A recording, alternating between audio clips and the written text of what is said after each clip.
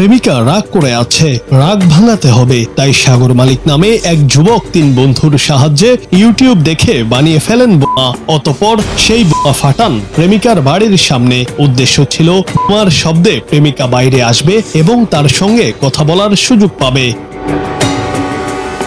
কিন্তু হলো তার উল্টোটা। বিস্ফোরণে কেঁপে ওঠে এলাকা। মা প্রেমিকার বাড়ির পাশের একটি ঘরে আঘাত হানে, জানালার কাচও ভেঙে যায়। স্থানীয়রা আতঙ্কিত হয়ে বাড়ির বাইরে বের হন। পুলিশের কাছেও খবর চলে যায়। এরপর সিসিটিভি ফুটেজের কারণে সাগর ও তার 3 বন্ধু ধরা পড়ে। ঘটনাটি ঘটে 28 অক্টোবর ছট পুজোর রাতে পশ্চিমবঙ্গের হুগলি জেলার বৈদ্যবাটি থানার মালির বাগান এলাকায়।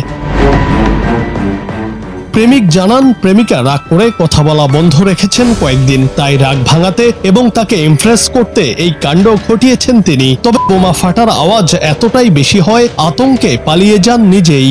আমি একটি মেয়েকে ভালোবাসতাম।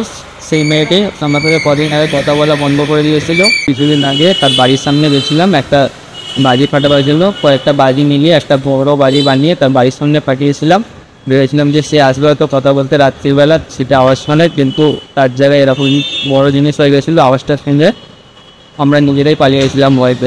পুলিশ জানিয়েছে অভিযুক্তরা হলেন সাগর মালিক, প্রিন্স যাদব, প্রণীত পাল এবং আয়ুষ যাদব, যাদের সবার বয়স 18 থেকে 20 বছরের মধ্যে। তারা ঘটনার পর কল্যাণী পালিয়ে যায়। পরে মোবাইল ফোন ও সিসিটিভির সূত্র ধরে তাদের ব্যারাকপুর থেকে গ্রেফতার করা হয়। জুনায়েদ আহমেদ, বাংলা টিভি।